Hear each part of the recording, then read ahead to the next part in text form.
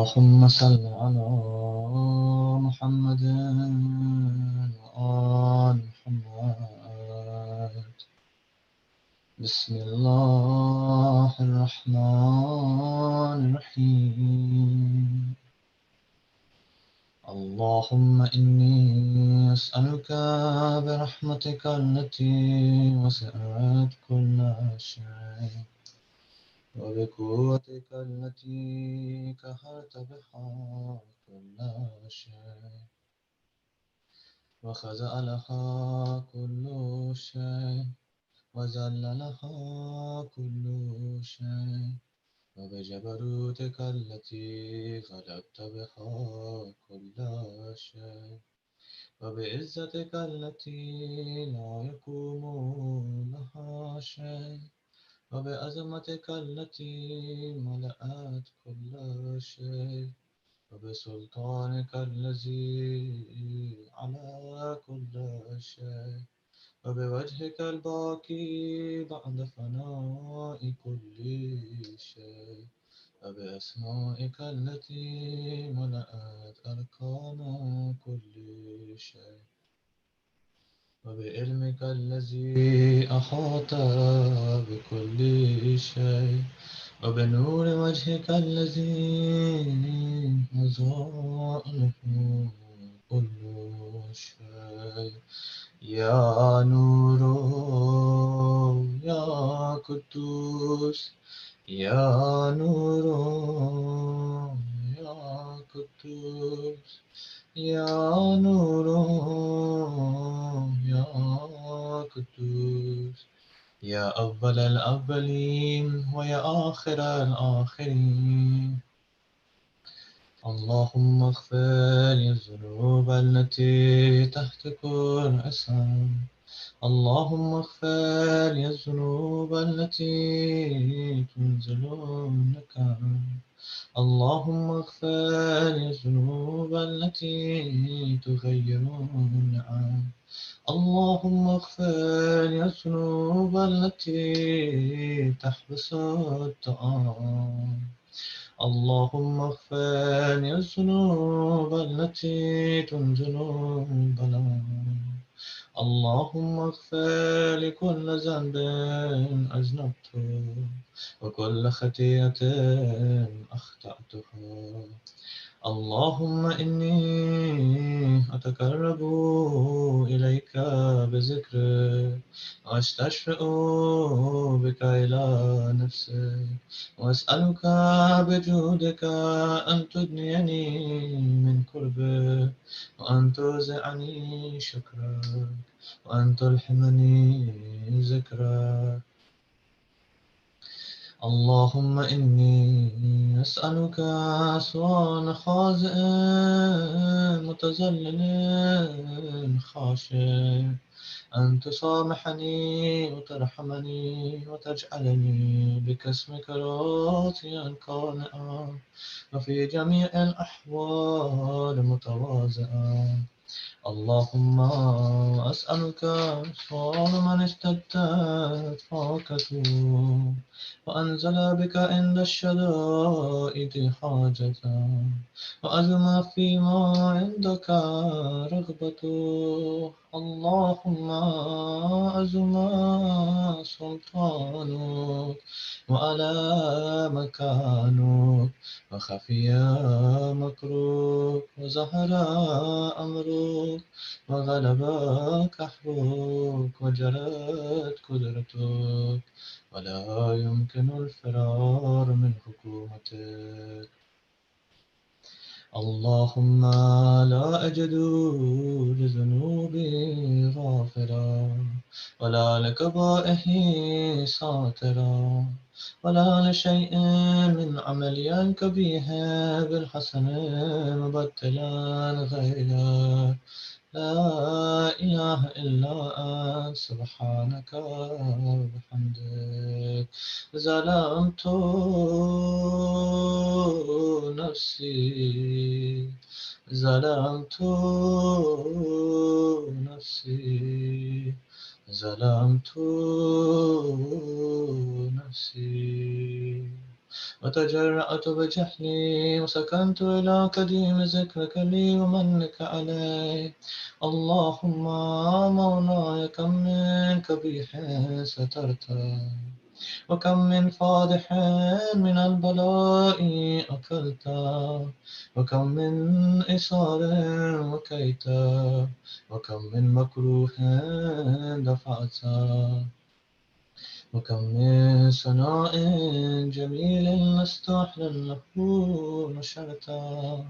اللهم أزم بلائي وأفرت بي سوء حالي، وكسرت بي أعمالي، وكدأت بي أغلالي، وحبسني عن نفعي بعد أعمالي، وخدعتني الدنيا بغرورها، ونفسي بجنايتها، ومثالي يا سيدي، فأسألك بعزتك أن لا يحجب عنك دعائي سوء عملي وفعالي، ولا تفزحني بخفي ما اطلعت عليه من سري، ولا تؤاجلني بالعقوبة على ما عملته في خلواتي من سوء فعلي وإساءتي، ودوام تفريطي وجهالتي، وكثيرة شهواتي وغفلتي. وكن اللهم بعزتك لي في كل الأحوال رؤوفا، وإلي في جميع الأمور أتوفا. إلهي ربي، من لي غيرك أسأله كشف ضري والنظر في أمري. إلهي ومولاي، أجريت علي حكما اتبعت فيه هوى نفسي، ولم أحترس فيه من تزيين عدوي، فغرني بما أحوى وأسأله على ذلك القضاء، فتجاوزت بما جرى علي من ذلك بعض حدودك، وخالفت بعض أوامرك، فلك الحمد علي في جميع ذلك، ولا حجة لي فيما جرى علي فيه قضاؤك، وألزمني حكمك وبلاؤك.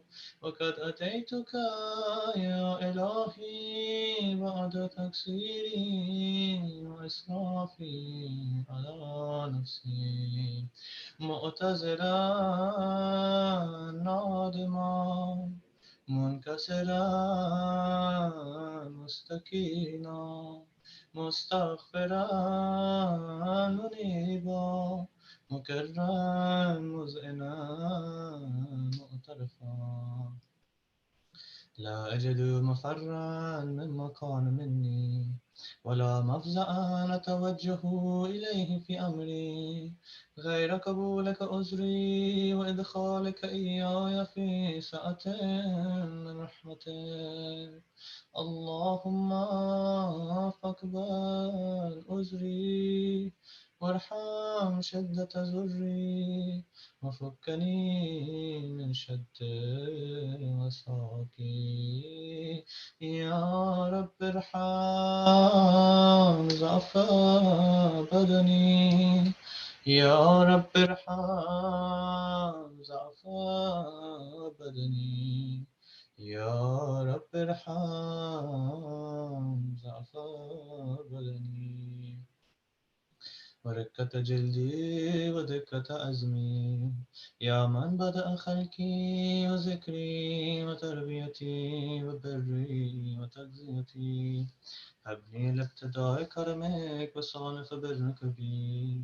يا إلهي وسيدي وربي، أتراك معذبي بنارك بعد توحيدك، وبعد من توى عليه كربي من معرفتك، ولا حجابه لساني من ذكرك، واعتقده ضميري من حبك، وبعد صدق ترافي ودعائي خاضعا لربوبيتك.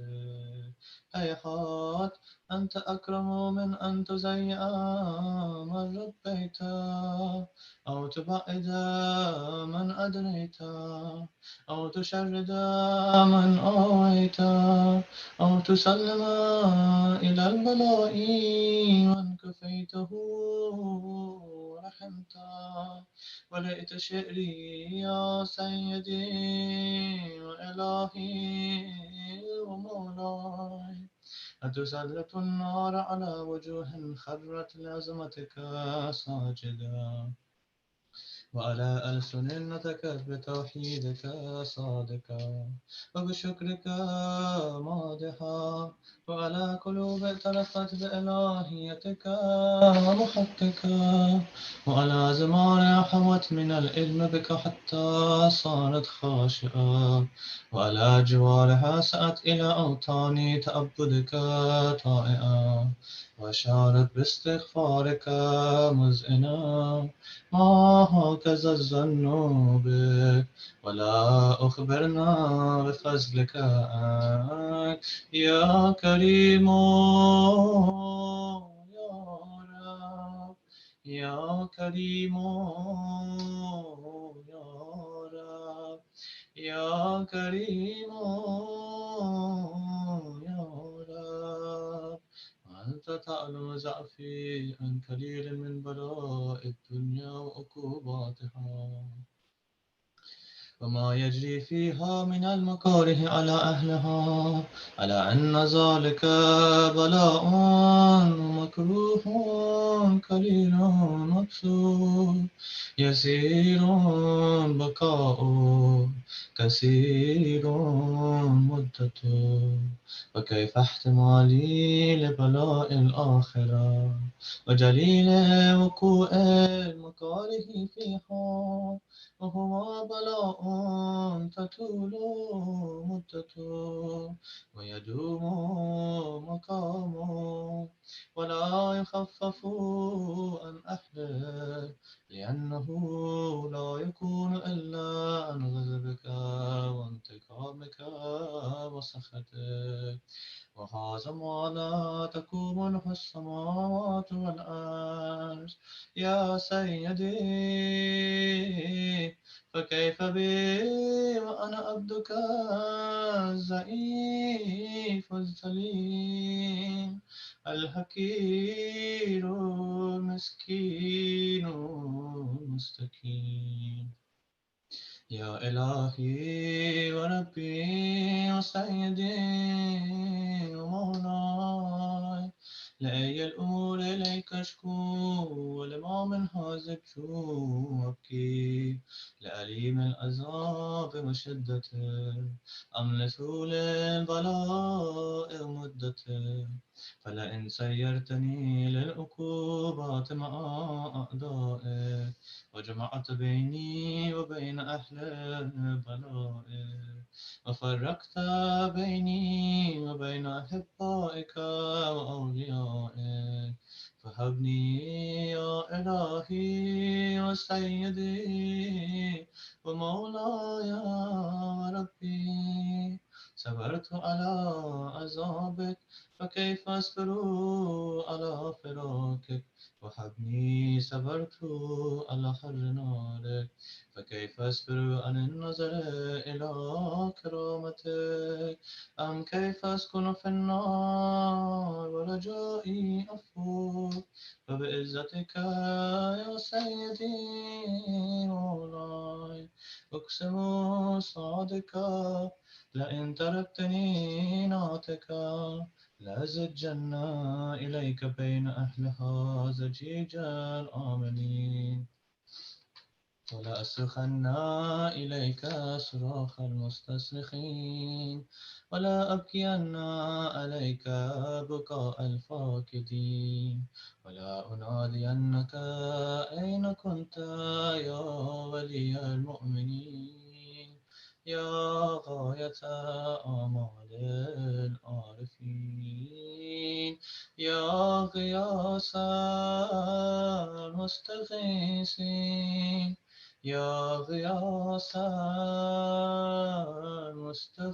المستغيثين، يا غياث المستغيثين، يا حبيب قلوب الصادقين، ويا إله العالمين، أفتراك سبحانك يا إلهي وبحمدك تسمع فيها صوت عبد مسلم سجن فيها بمخالفتك، وذاق طعم عذابها بمعصيته، وحبس بين أطباقها بجرمه وجريرته، وهو يزج إليك زجيجا مؤمل لرحمتك، ويناديك بلسان أهل توحيدك، وتوسلوا إليك بربوبيتك يا مولاي. فكيف يبقى في العذاب وهو يرجو ما سلف من حلمك؟ أم كيف تؤلمه النار وهو يأمل فضلك ورحمتك؟ أم كيف يحرقه لهيبها وأنت تسمع صوته وترى مكانه؟ أم كيف يشتمل عليه زفيرها وأنت تعلم ضعفا؟ أم كيف يتكلكل بين أطباقها وأنت تعلم صدقا؟ أم كيف تزجره زبانيتها وهو يناديك يا ربا؟ أم كيف يرجو فضلك في إتقه منها فتتركه فيها؟ هيهات ما ذلك الظن بك، ولا المعروف من فضلك، ولا مشفق ما أمرت به الموحدين من برك وإحسانك. فباليقين أقطع لولا ما حكمت به من تعذيب جاحديك، وكزيت به من إخلاد معانديك، لجعلت النار كلها بردا وسلاما، وما كان لأحد فيها مقرا ولا مقاما. لكنك تكدست أسماؤك، أقسمت أن تملأها من الكافرين من الجنة والناس أجمعين، وأن تخلد فيها المعاندين. وأنت جل ثناؤك قلت مبتدئا، وتطاولت بالإنعام متكرما، أفمن كان مؤمنا كمن كان فاسقا لا يستوون. إلهي وسيدي، فأسألك بالقدرة التي كترتها وبالكزية التي حكمتها وغلبت من عليه أجريتها، أن تهب لي في هذه الليلة وفي هذه الساعة كل جرم أجرمته وكل ذنب أذنبت وكل قبيح أسررت وكل جهل عملت، كتمته أو أعلنت، أخفيته أو أظهرت، وكل سيئة أمرت بإثباتها الكرام الكاتبين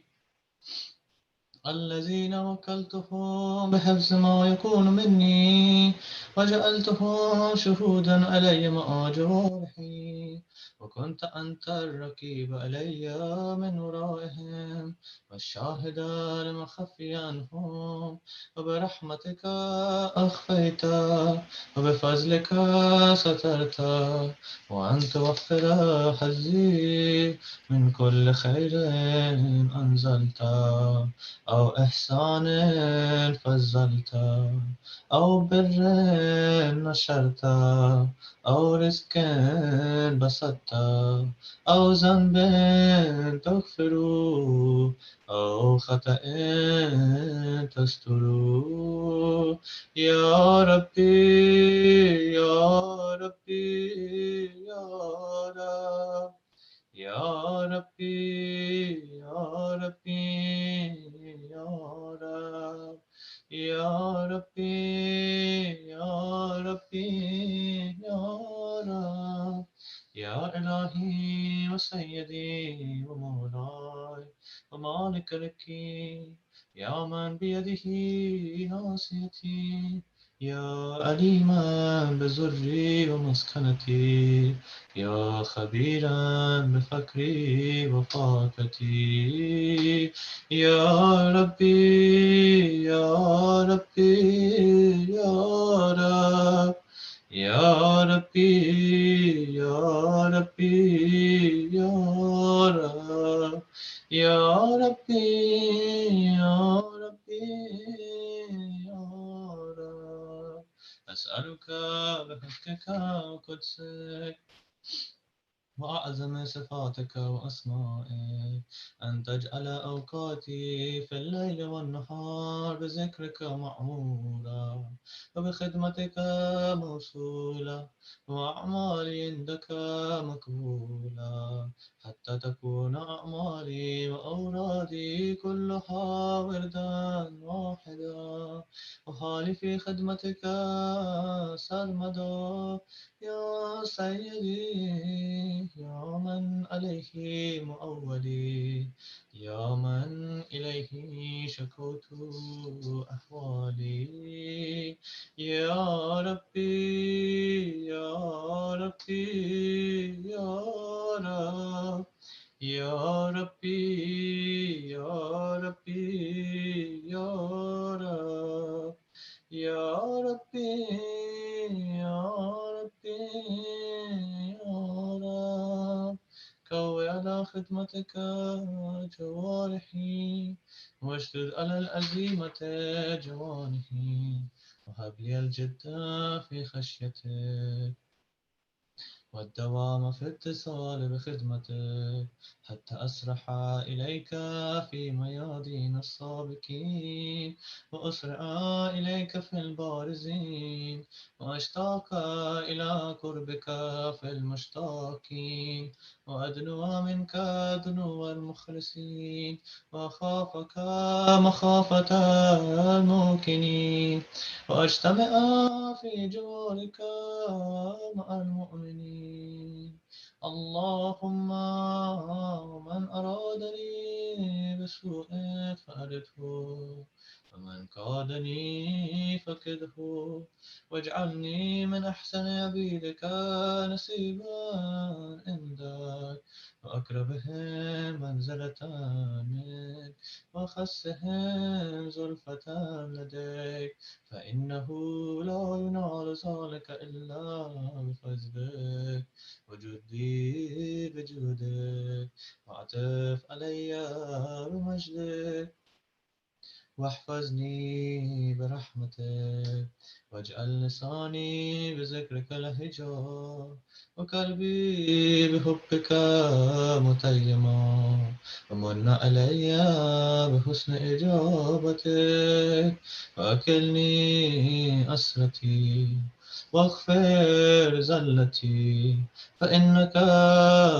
كزيت على عبادك بعبادتك، وأمرته بدعائك، وزمنت لهم الإجابة، فإليك يا ربي نسبت وجهي، وإليك يا ربي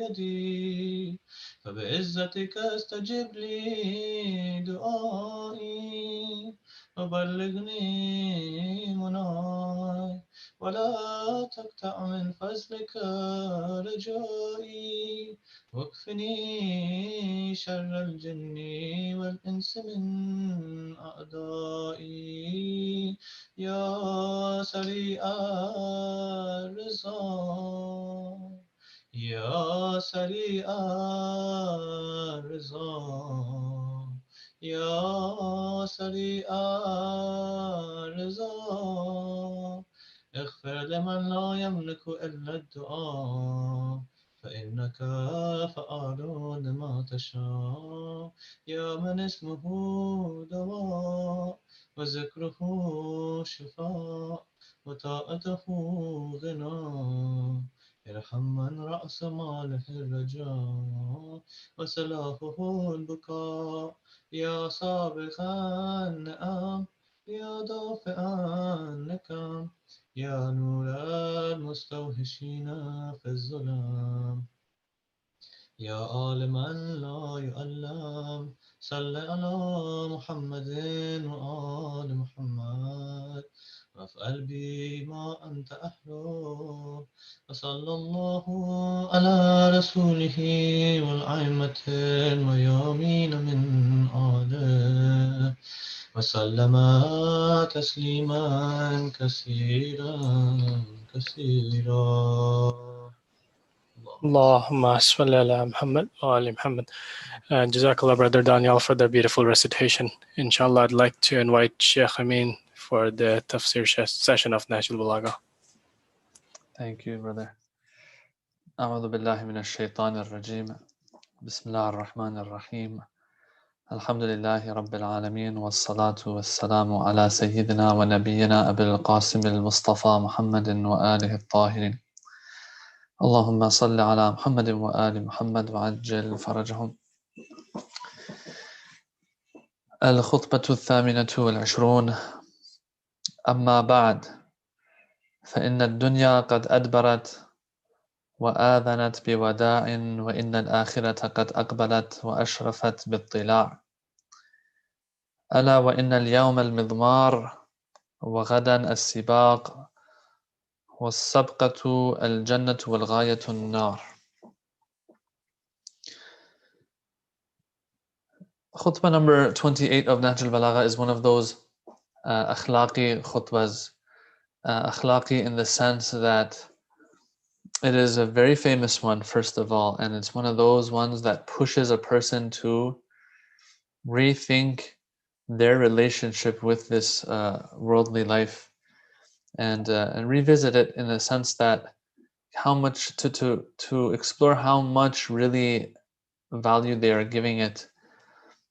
These words of Amir al-Mu'mineen are very famous. This khutbah has been mentioned in not just Nahjul Balagha, in other places, Shi'i, Sunni, and so there's no doubt regarding its importance and the effect of it, and how nicely the Imam has done what he's done in it has prompted a person like As-Sayyid Ar-Radi, the compiler of Nahjul Balagha, to comment about it in this way. I'm just going to read the part where Sayyid Ar-Radi comments in English, of course, just off of the translation that we have of Nahjul Balagha. He says that if there could be an utterance which would drag by neck towards renunciation of this world and dunya and force to action for the next world, it is this sermon, right? Sayyid Ar-Radi, he says, look,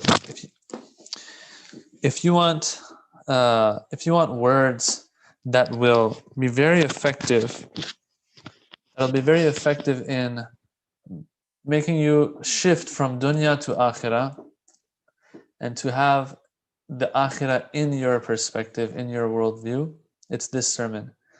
It is enough, he says, to cut off from the entanglements of hopes and to ignite the flames of preaching for virtue and warning against vice. So he really loves this khutbah himself. And as I said, it's a famous khutbah that both Shi'is and Sunnis have narrated. Amma ba'd, he says, فَإِنَّ الدُّنْيَا قَدْ أَدْبَرَتْ. He says, look, Amir al-Mu'minin, he starts his khutbah like this, it seems. Now, some have said that this is part of khutbah number 25 of Nahjul Balagha, so 28, they've linked it to 25. Whatever it is, it's when he says amma ba'd, and this is usually an expression that's used in the beginning of a khutbah. So this is how it seems he is starting it off. Right away, he drops the hammer on the listener, and he says, or on the reader, and he says, فَإِنَّ الدُّنْيَا قَدْ أَدْبَرَتْ. He says, look, verily the dunya is walking away, as if turned its back and is walking away. وَآذَنَتْ بِوَدَاعٍ, and has announced its departure. All right, so what is the Imam speaking about here? When he says that the world has turned away, is the world a human being or something, or a person that turns away, walks away? And what does that even mean, that it has walked away? That's the question. Well, when something walks away, that means it's not accessible anymore. That means it's irrelevant to us now. You know, when someone walks away and we don't see them anymore, there's no point. Some people, they have friends that they are so close to. Some people fall in love with somebody and they think that they can no longer live or breathe without them, right? All it takes is a little bit of time, usually, not always, of course, I'm just using this as an example, a little bit of time of not seeing that person anymore, getting to know others, that this person will forget that person who they thought they can't live with anymore. A lot of us have been through that, okay? And have had friends that we thought we would never be able to live without, you know? Or someone that we were very close to. Now, a mother or a father or a sibling or a son or daughter is a little different, but even there, this kind of holds a lot of times. Then give it enough time and you'll get over it. Yeah. And so when we've gotten over them, they're not very relevant to us anymore, in the sense that, like, we can live our lives without them. Okay. So usually when you're cut off from something, when you don't have access to something, it's as if that thing has turned away from you. Yeah. And so here when it says, the Imam says, look, verily the dunya has turned away, has walked away, and has let us know and announced that it's departing. Yeah, what he means is that this dunya, we're that close to not having any access to it anymore. Through what? Through death, of course. That's what he's talking about. When he says that قَدْ أَدْبَرَتْ is turning its back and walking away, this is symbolizing something, and that is, this is symbolic of this dunya turning its back on us. What is it symbolized by? Or what is it symbolizing? It is symbolizing different things that we see in this dunya. Whether it's the graveyards of the previous generations that we look at and we see that they're all buried there. Okay, this shows that the dunya is turning away from us, because that's something we're going to end up as well. You look at all the kings and dictators and the ones with power. You look at the young ones, the old ones. Everything that you look at in this dunya is pointing to termination and a temporal nature of things, right? You can't find anything or any aspect of this dunya that is never ending, right? And so anything you look at the same time, it reminds you of God, is a sign of God, points to God, but also points to um, its own destruction in the future. There's a famous hadith that every day an angel of God calls out to the people, "Lidu lil maut wabnu lil kharabi," that build for destruction, O people. Like, you're waking up every day, going to work, all that, which is fine. We're supposed to do that, of course. But reminding you, lidu lil maut, excuse me, yeah, lidu lil maut means procreate, have children, for what? Lil maut, so that eventually death will come and overtake them anyway. Wabnu lil kharabi, and build but keep in mind that in the end it's going to be destruction. In other words, don't forget the temporal nature of things of this world. Yeah. So all of these things are actually, yes, symbolized by the turning away from of the dunya. All these things that we see, it's as if it's a person. This dunya is a person turning its back on us, or else we wouldn't have any of this in this dunya. We wouldn't have those graveyards that are full of people. We wouldn't have that temporal nature of this dunya. Okay, that equals the dunya turning away from us. وَآذَنَتْ بِوَدَاعٍ, and it has announced its departure. Yeah, so it's made it clear. Once again, there's an important point here, and that is that it's not like it's sneaking away from us. No, no, no. It's like, hey, excuse me, just letting you know, I'm leaving. Sometimes something will sneak away and you're caught by surprise, but like here, you're like, you know that it's leaving. It's let you know that it's leaving. But then on the flip side, the Imam, he says, وَإِنَّ الْآخِرَةَ قَدْ أَقْبَلَتْ وَأَشْرَفَتْ بِالطِّلَاعِ. But at the same time, the akhirah, what about the akhirah? قَدْ أَقْبَلَتْ is turning towards us and moving towards us, walking towards us. وَأَشْرَفَتْ بِالطِّلَاعِ. There's different ways that this sentence here has been interpreted, but one of the ones that makes a lot of sense is, especially compared to the previous excerpt that we covered about the dunya, announcing that it's leaving, is that here it means ashrafat bittila means, first let me explain ishraf. Ishraf means when you overlook something, when you encompass something and you're looking down on it, all right? That kind of symbolizes the fact that you are encompassing that thing and that you have access to every aspect of it. You're about to engulf it as if, yeah? This is called ishraf.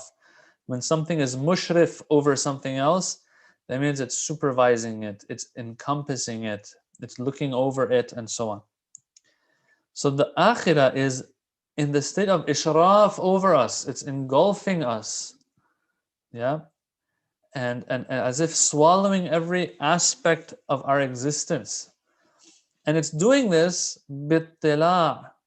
Yeah, this word also is used in Farsi, maybe in Urdu too. Ittila means to inform, to let someone know of something. So, and it comes from, making something clear. So it says that the akhirah, on the other hand, just like how the dunya is walking away from us, the akhirah is walking towards us, and just the same way that dunya is letting us know that it is leaving, yes, and is saying goodbye. Adhanat biwada, it is pronouncing its wada, that it's leaving. The akhirah is also announcing what? Proclaiming that it is approaching, and it is engulfing us and encompassing us. Okay.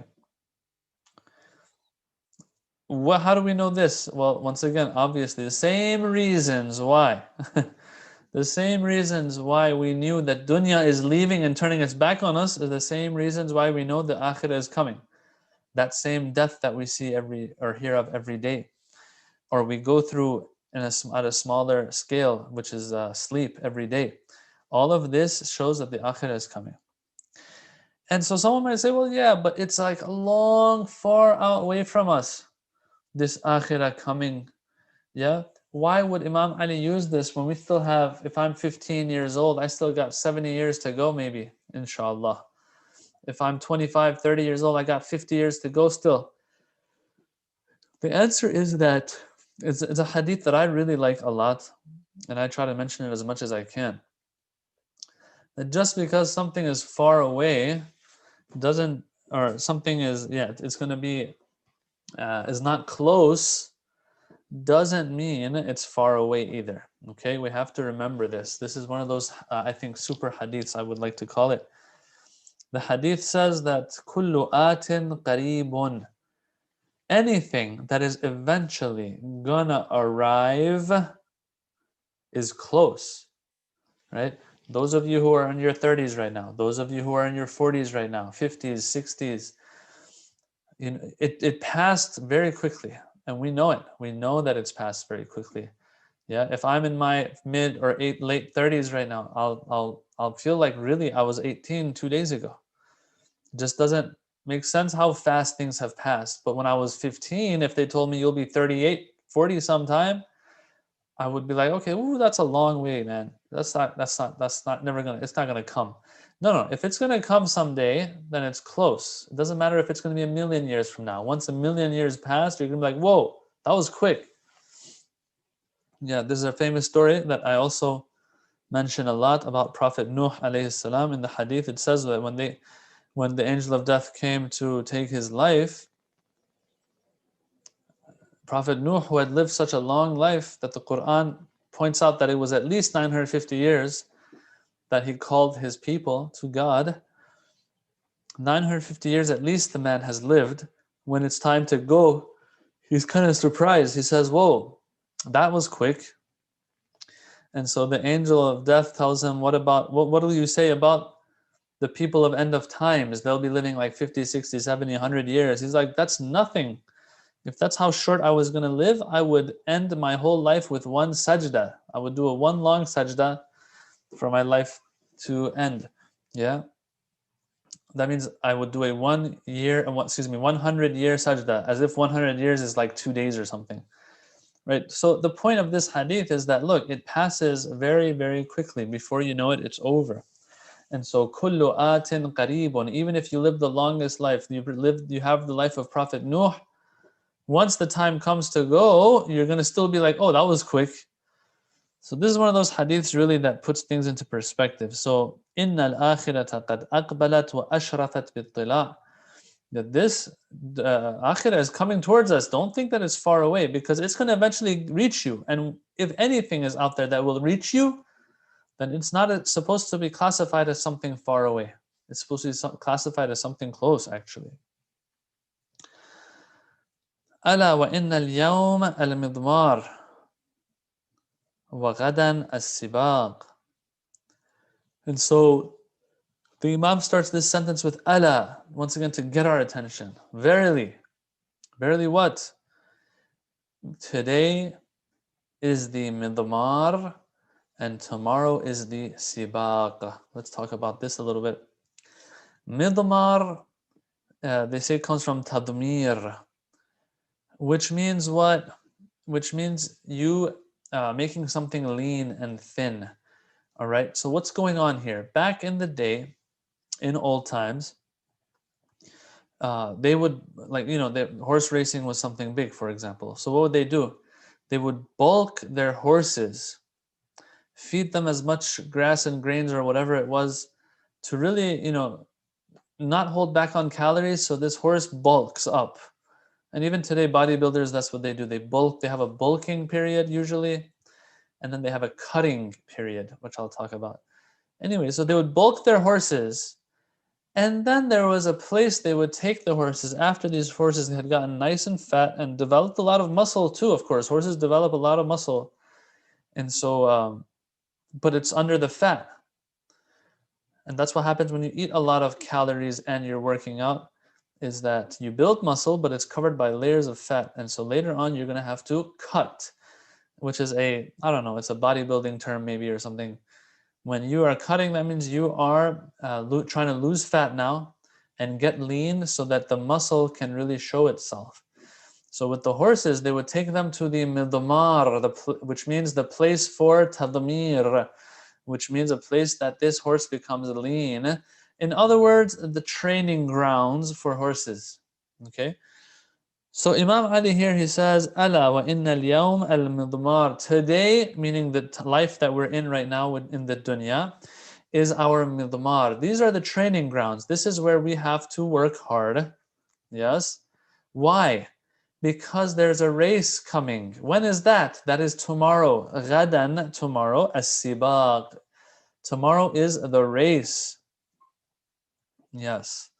The race for what? For Jannah. Yeah. On the day of judgment, yeah, everyone will be trying to race towards Jannah. But whoever has done the proper work in the midmar, the training grounds of dunya, and planted the seeds, will be able to win the race on Yawm al-Qiyamah, while others are going to be falling off of that sirat, that bridge that passes over Jahannam. There will be some who will be winning this race. The good thing about this race is that everyone can get first place. It's not that only one person gets first place. Everyone can make it to Jannah, but they have to have done the work in the midmar, which is the dunya and the life here. Okay? All right, so here today and tomorrow represent dunya and akhirah. So he says today is the midmar, tomorrow is the sibaq. Not vice versa. After you leave this dunya, it's not the time to now try to gain something that will help you in the race. It's not going to work. وَالسَّبْقَةُ الْجَنَّةُ وَالْغَايَةُ النَّارِ.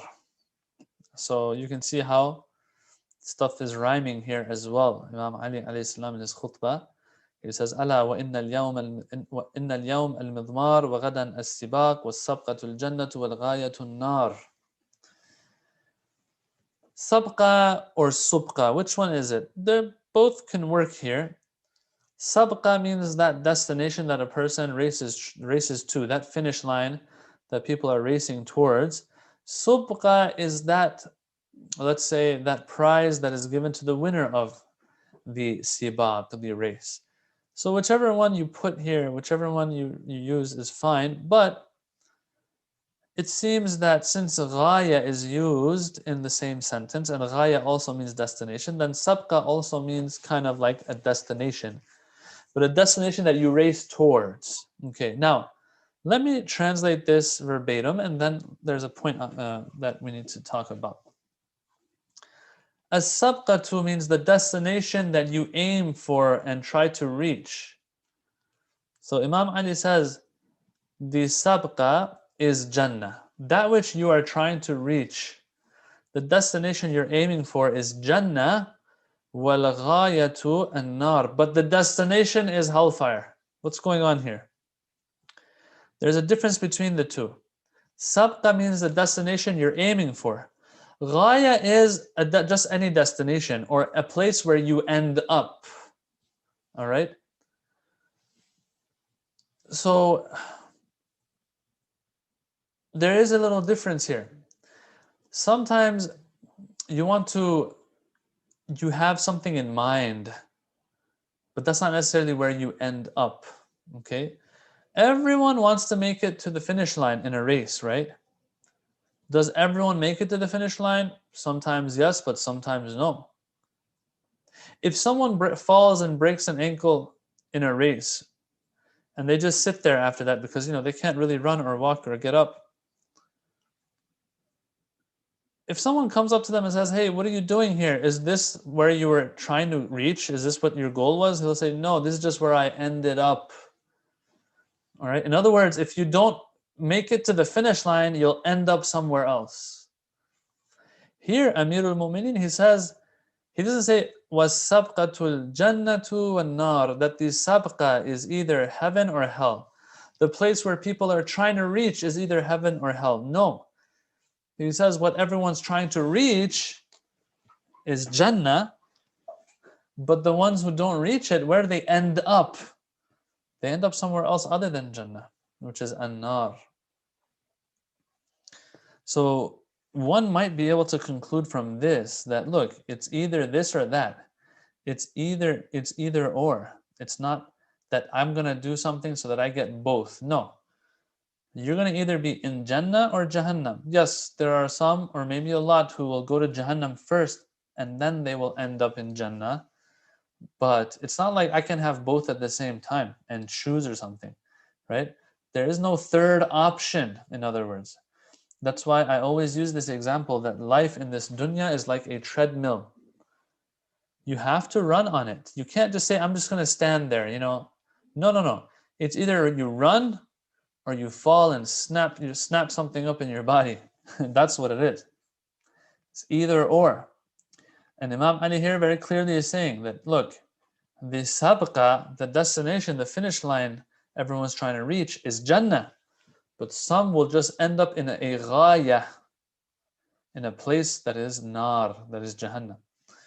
Yes, either or, our decision to make. And that's why Sharif al-Radi, compiler of Nahjul Balagha, he really likes this line in the entire khutbah. So if you remember in the beginning, I read that little excerpt by Sayyid al-Radi, where he's talking about how this utterance is the best for dragging someone from dunya and giving their attention towards akhirah, right?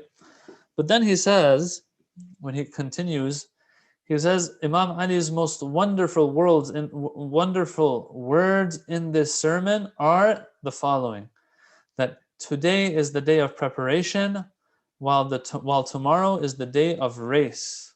Okay, what I said was today is the midmar and training, and tomorrow is the race itself, right? Okay. The place to proceed to is Jannah, while where you end up is hell. So Sayyid al-Radi's favorite part in this whole khutbah is the part where Imam Ali says, As-sabqatu al-jannah wal-ghayatu nar. Yeah, and ghaya is a word we have in Farsi, we have it in Urdu too, probably. Ghayat. Okay. He says this is the most wonderful part of the whole khutbah. Why? He says because besides sublimity of words, greatness of meaning, true similes and factual illustrations, there are wonderful secrets and delicate implications therein. Sayyid al-Radi says about this little part that says as-sabqatul jannah wal ghayatun nar. It is his saying that the place to proceed to is paradise, while the place where you end up is hell. Here he has used two different words to convey two different meanings, Sayyid Radi says. For paradise, he has used the word, the place to proceed to. But for hell, this word has not been used by Imam Ali alayhi salam. One proceeds to a place which he likes and desires, and this can be true for paradise only. Hell does not have, the attractiveness, he says here, or the translation says here, the attractiveness or appeal that it may be liked or proceeded to. We seek Allah's protection from it. Since for hell it was not proper to say to be proceeded to, Amir al-Mu'mineen alayhi salam employed the word where you end up, implying the last place of stay where one reaches, even though it may mean grief and worry or happiness and pleasure. So what he's saying is basically what I explained. That look, you can't say as-sabqatu al-jannah was-sabqatu an-nar. You can't say that. To say as-sabqatu al-jannah wal-ghayatu an-nar. That's what you say.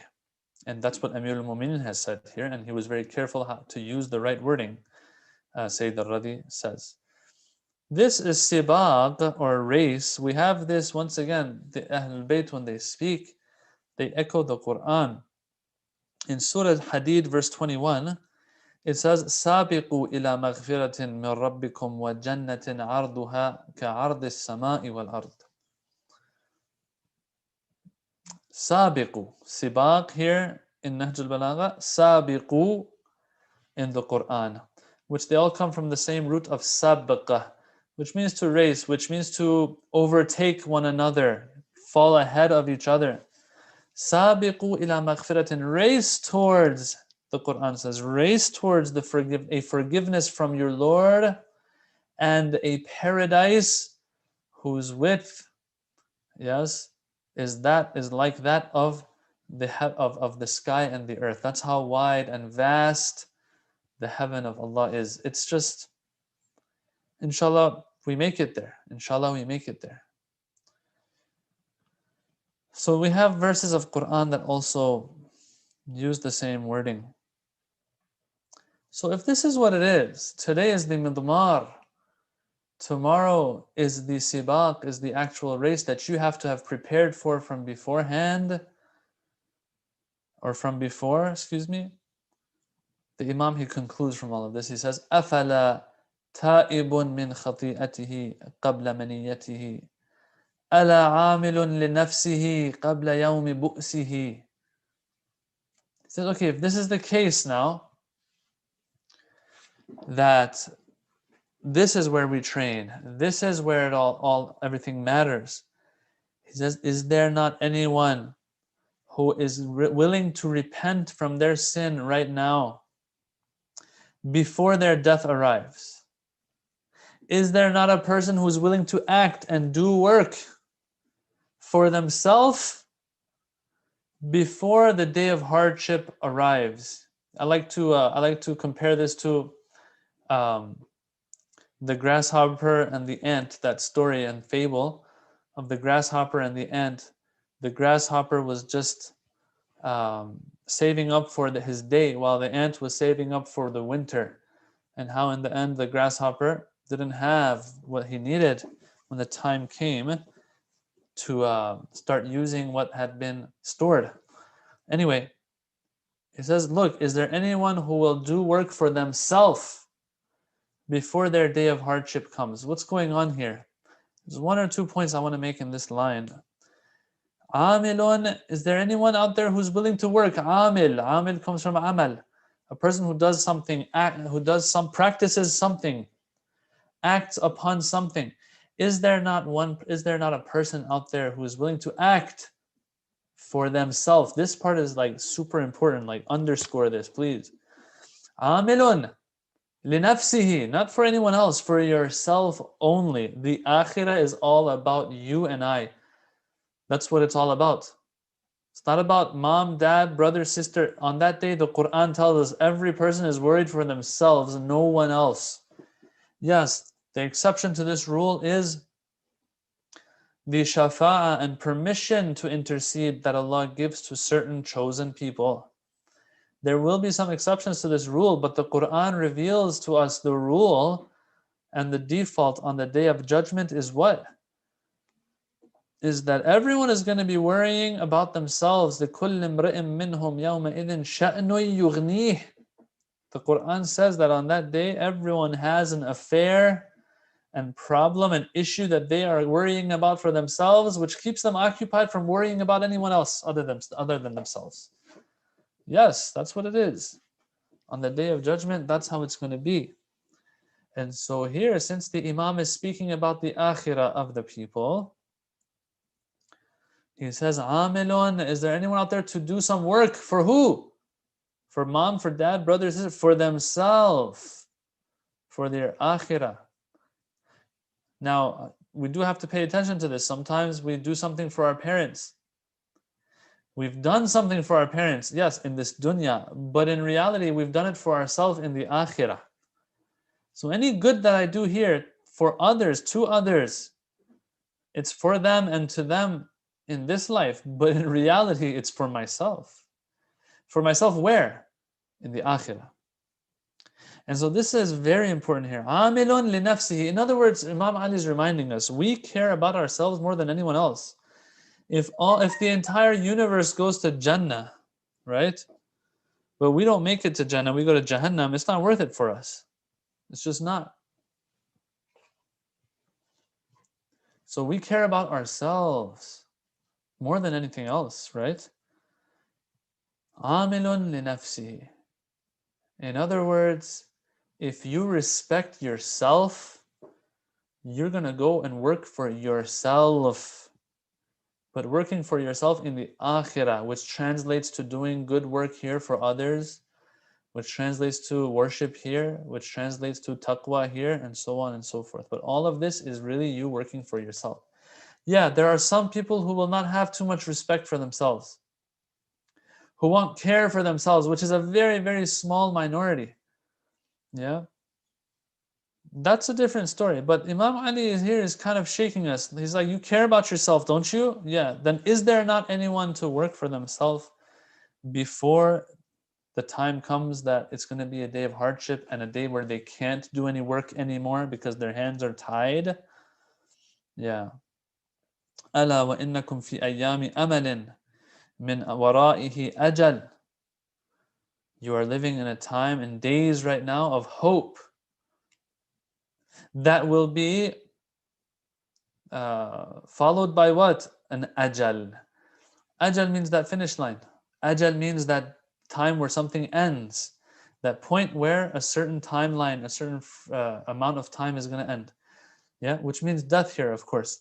Ajal is your deadline. We all have a deadline. We just don't know when exactly it is and where it's going to be. The Quran says that no one knows where they're going to die. Yeah, but we know it's coming.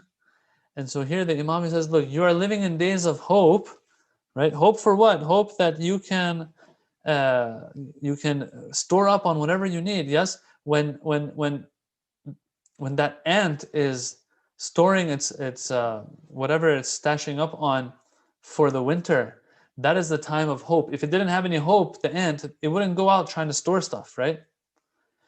A person who has hope puts their sleeves up and gets to work, because they know if they do the work now, it will pay off in the future. If you didn't have any hope that it's going to pay off, you wouldn't move, you wouldn't get off your back, you would make the most of your now versus later, right? But when you have hope in the future is when you get up and you start working. Here Imam Ali, he says, you are in days of what? Days of hope. Ayyam amal, not amal. Amal means action. Amal with a hamza in Arabic means hope. But min wara'ihi ajal, but followed by what? Followed by a deadline, yeah, followed by an ending period and death. فمن عمل في أيام أمله قبل حضور أجله فقد نفعه عمله ولم يضرره أجله. That whoever gets to work in the days of hope in this life before their ajal arrives, then the action that they've done, the work that they've done, the fact that they put their sleeves up will benefit them. And the fact that the time, that ending period arrives isn't going to harm them, right? But on the other hand, وَمَنْ قَصَّرَ فِي أَيَّامِ أَمَلِهِ قَبْلَ حُضُورِ أَجَلِهِ فَقَدْ خَسِرَ عَمَلُهُ وَضَرَّهُ أَجَلُهُ. But on the other hand, the one who falls short in those days of hope, doesn't make the most of those days, and then the ajal arrives, and they're like, okay, you know what? Let me put up my sleeves now. Let me do some work now. Well, that work isn't going to do you any good. The fact that you're putting up your sleeves now isn't going to do you any good. You were supposed to harvest in the summer, in the spring for your fall and winter. You were supposed to do the work then. Now that it's winter, you're like, let me put my sleeves up. There's no fruits to pick anymore. There's no fruit to pick. Well, this is it's absurd. So a person who respects themselves and is sane, what are they going to do? They are going to make sure that they're going to do the work in the time period that they're supposed to. I mean, we have billions of examples for this. Yeah, you turn in the best book report, you turn in the best essay, you turn in the best dissertation and research paper, but past the deadline, they're not going to take it from you. And the person who's the biggest loser in your class, but they turned it on time, is going to get at least some points and a grade for that, versus you who's going to totally get nothing. Okay. وَمَنْ قَصَّرَ فِي أَيَّامِ أَمَلِهِ قَبْلَ حُضُورِ أَجَلِهِ فَقَدْ خَسِرَ عَمَلُهُ. Their amal, even if they have any, is going to be at loss. وَضَرَّهُ أَجَلُهُ. And this person's death is going to be harmful to them, is going to be something bad, is something that you won't be looking forward to. Versus the one who has harvested and stored, sometimes they store so much and they harvest so much that they can't wait for the winter to come, because that's when they'll relax and just eat away, baby. That's all they'll do. That's what they'll do. They'll just eat away. And then the other person has to starve, right? And that is exactly how the akhirah is. The Quran says, they are leaning back, reclined, and whatever they wish and desire is for them. The fruits of the trees is close to them. All they need to do is pick it, maybe, and not even that much. Qutufaha, dan, that the fruit is close, and things like that. We have too many examples for this, brothers and sisters, in our everyday lives, of how you go through the hardship so that you can benefit more in the future. So this is the first half of this khutbah. The khutbah goes on once again. I mean, this is something to recite sometimes even like early morning after Fajr Salat, for example. It's a good reminder, this khutbah, to go through. It shakes a person. Just a reminder, and the fact that these are the words of Amirul Mu'mineen alayhi salam, this itself is very inspiring as well. Personally, when I was going through it, it had an effect on me even. It's very beautiful. It's very beautiful because it's real and it's true, and we know it's coming. Inshallah, Allah gives us tawfiq to live up to it. Walhamdulillahi Rabbil Alameen. Salams to everyone tuning in, and Brother Hussein, he says, I was listening to a tafsir of Surah Takathur, if I'm not mistaken. You wrote Taqassur, I think you mean Takathur, right? Any relationship. I don't know exactly which part you're pointing to of the khutbah, but all in all, we know the Quran and the hadiths of the Ahlul Bayt and the words of the Ahlul Bayt are all intertwined. So I'm pretty sure we can find some relationship between these two.